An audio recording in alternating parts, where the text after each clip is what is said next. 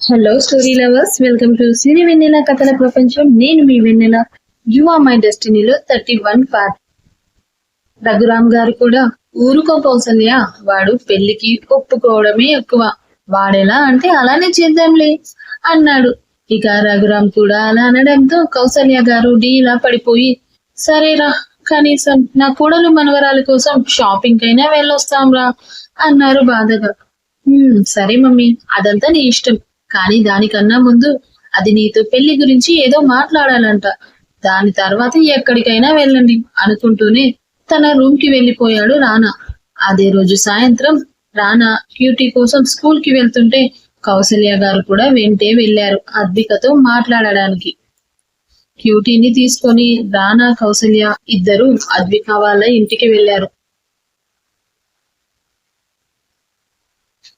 ఇంటికి వెళ్ళగానే అద్వి క్యూటీని లోపలికి తీసుకెళ్లి స్నానం చేయించి రెడీ చేయగానే రానా అద్వి రూమ్ లోకి వెళ్లి, మమ్మీ నీతో ఏదో మాట్లాడడానికి వచ్చింది, మీరు మాట్లాడుతూ ఉండండి, నేను క్యూటీ అలా పార్క్ కి వెళ్ళొస్తాం అని అద్వికి చెప్పి తన సమాధానం కోసం చూడకుండానే క్యూటీని తీసుకుని వెళ్లిపోయాడు రానా. కౌసల్య రాగానే సుజాత గారు సంతోషంగా అద్విక పెళ్లికి ఒప్పుకున్న విషయం చెప్పి రణ్వీర్ కూడా ఒప్పుకున్నాడని చెప్పారు కౌసల్య గారు. ఇక కౌసల్య అయితే, మనం రేపే పంతులు గారిని పిలిచి ఇద్దరి జాతకాలు చూపించి జాతకాల ప్రకారం మంచి ముహూర్తం కూడా పెట్టమని చెప్దాం అన్నారు. అలాగే వదిన, మళ్ళీ మనసులు మారిపోక ముందే వీలైనంత త్వరగా వీళ్ళ పెళ్లి ఎటువంటి ఆటంకం లేకుండా సవ్యంగా జరిగితే అంతే చాలు నాకు అన్నారు సుజాత. మీరు కూర్చోండి వదిన, నేను కాఫీ తీసుకొస్తాను అంటూ తాను కిచెన్ లోకి వెళ్లిపోగానే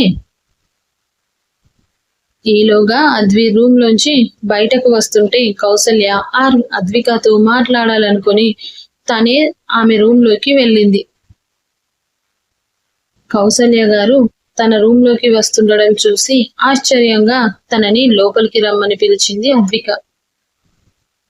చెప్పండి ఆంటీ అని అడగడంతో, అదేనమ్మా, రణ్వీర్ తో నువ్వు చెప్పిన విషయం గురించే అన్నారు కాస్త మొహమాట పడుతూనే. అద్విక దేని గురించి అన్నట్టు అనుమానంగా అడిగింది. కౌసల్య కొంచెం బాధగానే, అది నువ్వు వాడి చేత తాళి కట్టించుకోను అన్నావంట కదా, దాని గురించి అని చెప్పింది కౌసల్య. అద్విని తన పక్కనే కూర్చోబెట్టుకొని, అదేంట్రా, పెళ్ళంటే జీవితంలో ఒకే ఒక్కసారి చేసుకునే పండగ లాంటిది, అలాంటి అందమైన అనుభూతుల్ని అంతకంటే ఆనందంగా అనుభవించాలి, కానీ ఎవరికో భయపడి భవిష్యత్తులో అయ్యో మనం ఎందుకు ఇలా చేసుకోలేకపోయాం అని బాధపడే సిచ్యువేషన్ కి రాకూడదు అని చెప్పింది కౌసల్య నచ్చ చెప్తున్నట్టుగా. అంటే పాప పుట్టాక అందరికీ తెలిసేలా పెళ్లి అంటే ఎవరేమనుకుంటారో అని అద్వి అలా అంటుంది అనుకుంటున్నారు కౌసల్య అలా అనగానే అద్వికి కౌసల్య గారిపై మంచి ఒపీనియన్ ఏర్పడింది.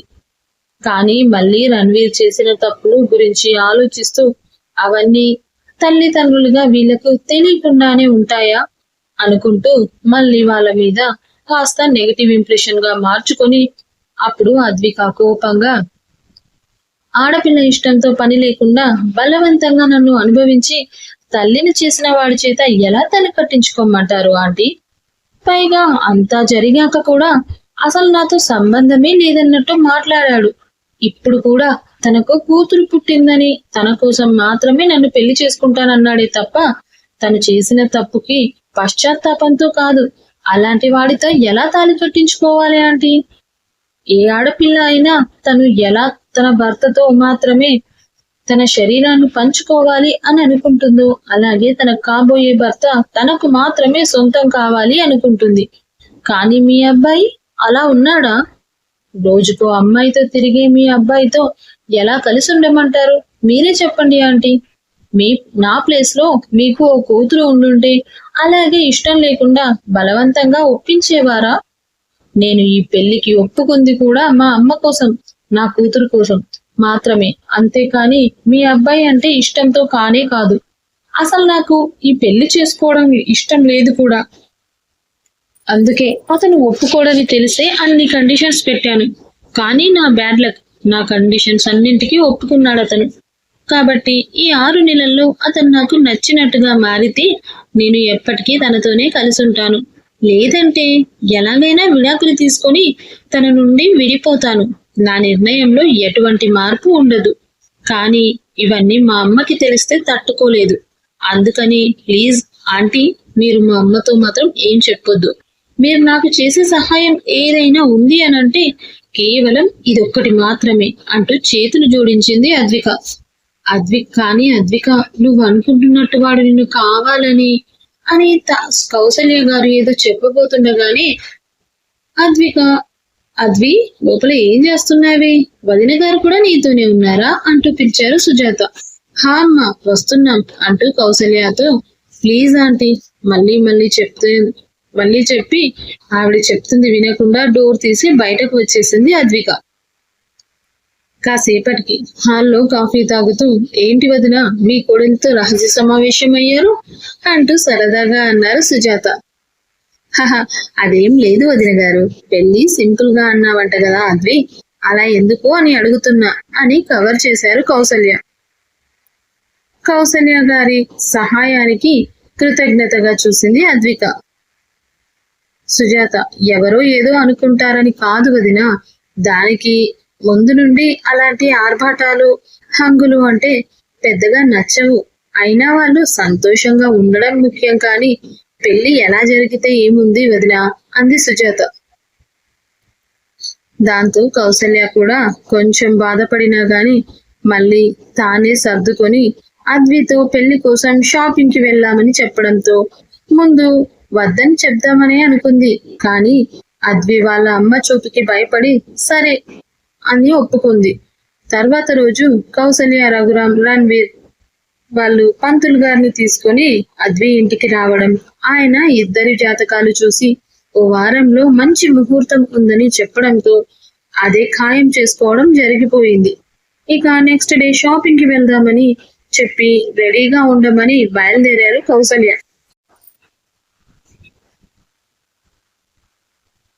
నెక్స్ట్ డే మార్నింగ్ షాపింగ్ కి వెళ్ళడానికి బయలుదేరుతున్న కౌసల్య రణ్వీర్ తో మళ్ళీ ఒకసారి, నువ్వు కూడా షాపింగ్ కి రావచ్చు కదరా అని అడిగింది. అంటే అంతకు ముందే అడిగింది కౌసల్య, కానీ రానని తెగేసి చెప్పాడు. నోమా, నాకు షూటింగ్ ఉంది, ఆ షాపింగ్ ఏదో మీరే చూసుకోండి అని సోఫాలోంచి లేచాడు బయటకు వెళ్ళడానికి. సరిగ్గా కౌసల్య గారు అద్వికి ఫోన్ చేసి, రెడీ అయ్యారా అద్వి అని అడగడంతో వెళ్ళేవాడు కాస్త నిమిషం ఆగి వింటున్నాడు వాళ్ళ మాటలని. హా ఆంటీ, మేము రెడీ అయ్యాం, మీరు బయలుదేరండి, మేం కూడా ఇక్కడ నుండి స్టార్ట్ అవుతాం అంది అద్విక. ఎలా అమ్మా, నేనే అక్కడికి వచ్చి పిక్ చేసుకుంటాలే అని చెప్పింది కౌసల్య. పర్లేదా ఆంటీ, యూవి కూడా అటే వెళ్తున్నాడు, మేము యూవి కార్లో వచ్చేస్తాంలే, మీరు స్టార్ట్ అవ్వండి అంది అద్విక. అంటే కౌసల్య గారు ఫోన్ లో స్పీకర్ పెట్టారులేండి. యూవి పేరు వినగానే రణ్వీర్ కోపం నశాలానికి ఎక్కేసి, ఇప్పుడు వాడెందుకు మగుణ్ణి నన్ను రమ్మనదు గాని యూవి అంటూ వాణ్ణి రమ్మందా అని అద్విని తిట్టుకుంటున్నాడు మనసులో. వెంటనే నో అంటూ అరిచి ఫోన్ తీసుకొని స్పీకర్ ఆఫ్ చేసి, నేను మమ్మీని తీసుకొని వస్తున్నాను, నువ్వు రెడీగా ఉండవి అన్నాడు గట్టిగా. రణ్వీర్ అడుపుకి దడుచుకొని ఫోన్ ని చెవి దగ్గర నుండి తీసి చూసింది కౌసల్య. హుఫ్ అనుకుని ఫోన్ తీసుకొని పక్కకు వెళ్ళి మెల్లిగా, నువ్వు రానన్నావు కదరా, మళ్ళీ ఎందుకు? ఫోన్ పక్కకు తీసుకెళ్లి మెల్లిగా, నువ్వు రానన్నావంట కదా, మళ్ళీ ఎందుకు వస్తున్నావు అంది అద్విక. రణ్వీర్ కూడా ఫోన్ తీసుకొని పక్కకు వెళ్ళి, ముందు చెప్పింది చెవి, నా కాబోయే పిల్లానికి నేను సెలెక్ట్ చేయకపోతే ఎలా అన్నాడు రానా పళ్ళు కొరుకుతూ.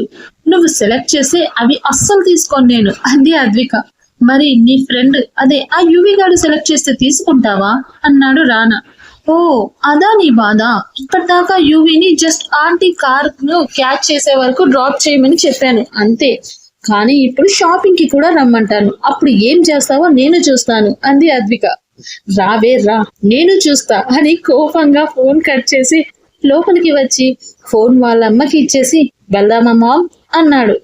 ఎక్కడికి రా అని అడిగింది కౌసల్య. మమ్మీ, నేను కూడా వస్తాను షాపింగ్ కి అన్నాడు రానా.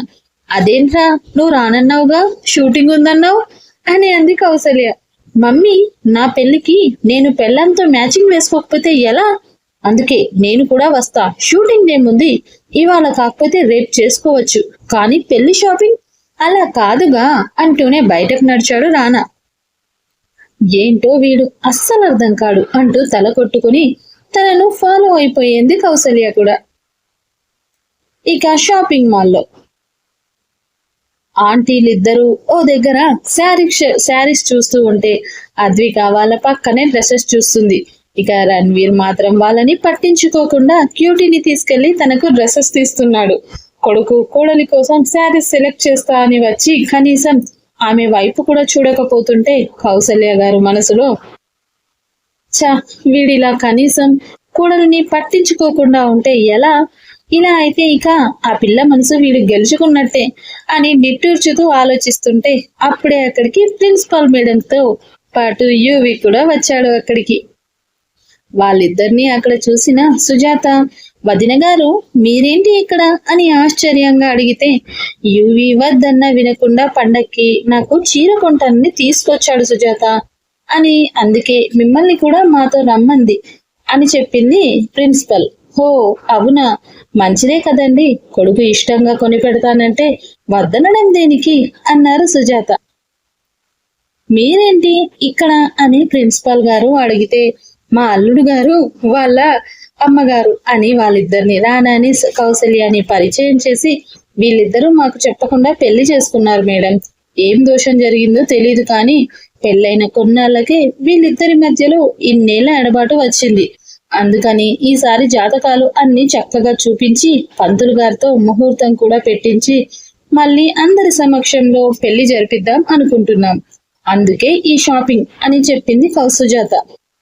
ఓ అవునా, చాలా మంచి పని చేస్తున్నారు అని. మరి షాపింగ్ అయిపోయిందా అని అడిగింది ప్రిన్సిపల్. ఎక్కడ మేడం, ఎన్ని చీరలు వేసినా ఒక్కటి నచ్చట్లేదు మా అమ్మాయికి అన్నారు సుజాత. అవునా, మా యువి సెలక్షన్ చాలా బాగుంటుంది, ఓసారి ట్రై చేయి అద్వి అని మేడం అనగానే అద్వి మొహమాటంగా తలదించేస్తే సుజాత అవునా బాబు అని అడిగింది.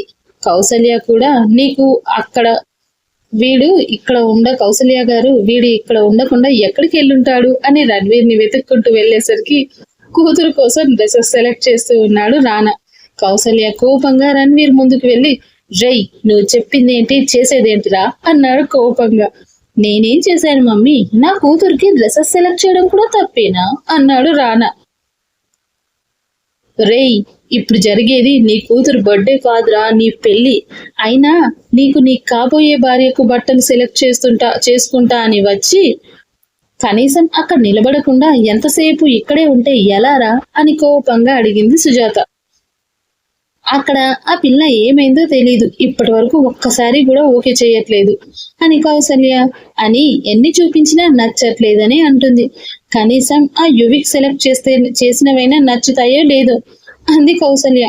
ఏంటి మామ్ నువ్వనేది, యువి సెలెక్ట్ చేయడం ఏంటి, వాడిక్కడికి ఎందుకు వచ్చాడు అని అడిగాడు రానా. వాళ్ళ మమ్మీకి గిఫ్ట్ గా చీర ఇవ్వడానికి చీర కొందామని ఇక్కడికి వచ్చాడంట. అతని సెలక్షన్ బాగుంటుంది అని అంటే చూడమన్నాం అంది కౌసల్య తీరిగ్గా. ఇంకా రణ్వీర్ కోపంగా క్యూటీని వాళ్ళ మామ్ కి అప్పచెప్పేసి శారీ సెక్షన్ కి వెళ్ళాడు ఫాస్ట్ గా. రణ్వీర్ వెళ్లేసరికి యువి 2 శారీస్ అద్వి ముందు పెట్టి, ఇవి చూడు అద్వి, నీకు పర్ఫెక్ట్ గా సెట్ అవుతాయి అన్నాడు. ఆ శారీస్ చూసిన సుజాత గారు కూడా, అవును అద్వి, ఈ చీరలు నిజంగానే చాలా బాగున్నాయి, నీకు బాగా నప్పుతాయి కూడా, ఓసారి ట్రై చేయి అన్నారు సుజాత. అద్వి వాటిని తీసుకోబోతుంటే ఇక రణ్వీర్ కోపంగా చేతికి అందిన దాన్ని కనీసం చూడను కూడా చూడకుండా అద్వి ముందుకు వెళ్ళి అది తనకి ఇస్తూ, అద్వి ఇది నాకు బాగా నచ్చింది, ఓసారి ఇది ట్రై చేయి అన్నాడు. రణ్వీర్ చేతిలో ఉన్నది చూసి అద్విక కళ్ళు కోపంగా చూస్తే సుజాత గారి కళ్ళు షాక్ తో రెప్ప కొట్టడం వదిలేసింది పాపం. ప్రిన్సిపాల్ గారు అది చూసి చిరాగ్గా మొహం పెట్టి అక్కడి నుండి పక్కకు వెళ్ళిపోయారు. వీళ్ళందరూ రణ్వీర్ వెనకే వచ్చిన కౌసల్య వీళ్ళందరి హావభావాల్ని గమనించి ముందుకు వచ్చి చూసి దెబ్బకు షాక్ అయ్యి, ఒరేయ్ ఏం రాది అని అరిచారు కోపంగా. ఏంటి మమ్మీ అందరూ అంత షాక్ అవుతున్నారు? ఇంత తక్కువ టైంలో నా సెలక్షన్ ఇంత బాగుండేంటా అనే కదా. యు నో వాట్ మమ్మీ, నేను ఏదైనా అంతే, ఇలా చూస్తే అలా పట్టేస్తాను. బేసికల్లీ నా టేస్ట్ ఆల్ టైమ్ బెస్ట్ అన్నాడు ప్రౌడ్ గా భుజాలు ఎగరేస్తూ రానా. కౌసల్య గారు కంగారుగా రణ్వీర్ పక్కకొచ్చి, నీ బొంద టేస్ట్ రా, ఒకసారి నువ్వేం పట్టుకున్నావో చూడరా అన్నారు మెల్లిగా, అతని మాత్రమే వినిపించేలా. ఏంటి మమ్మీ ఏం సెలెక్ట్ చేశా అంటూ అతని చేతిలో ఉన్నది చూసేసరికి దెబ్బకు మైండ్ బ్లాక్ అయ్యి అది కిందికి పడేశాడు రానా. అతను కిడ్స్ వేర్ నుండి వచ్చేటప్పుడే మధ్యలో వెస్ట్రన్ వేర్ తగిలితే అక్కడే నిలబడి యూవి శారీ సెలెక్ట్ చేయడం చూసి కోపంగా చేతికి అందిన మిర్చి రెడ్ కలర్ లో ఉన్న సింగిల్ పీస్ డ్రెస్ ని పట్టుకొచ్చాడు రానా. అది మరీ క్లీవేజ్ తో థైస్ వరకు మాత్రమే ఉండే మినీ టాప్ అయ్యేసరికి సుజాత గారి కళ్ళు అక్కడే ఆగిపోతే అద్వి కళ్ళు నిప్పుల్ని కురిపించాయి. అద్విక చూపుకి భయపడిన రానా తల కొట్టుకుంటూ, ఛీ యదవ జీవితం, అసలే దానికి నా మీద చండాలమైన ఒపీనియన్ ఏడ్చింది, ఈ దెబ్బతో అది ఇంకా వరస్ట్కు పడిపోయింది అనుకొని తల తిప్పేశాడు రానా. నెక్స్ట్ ఏం జరగబోతుందో తెలుసుకోవాలనుకుంటే వింటూనే ఉండండి you are my destiny only ఆన్ సిరివెన్నెల కథల ప్రపంచం. స్టోరీ నచ్చిందా? లైక్ చేయండి, మీకు తెలిసిన మరి కొంతమందికి షేర్ చేయండి. అలాగే ఎపిసోడ్ పట్ల మీ అభిప్రాయాన్ని కామెంట్ రూపంలో తెలియజేయండి. నా ఛానల్ ని సబ్స్క్రైబ్ చేసుకోండి.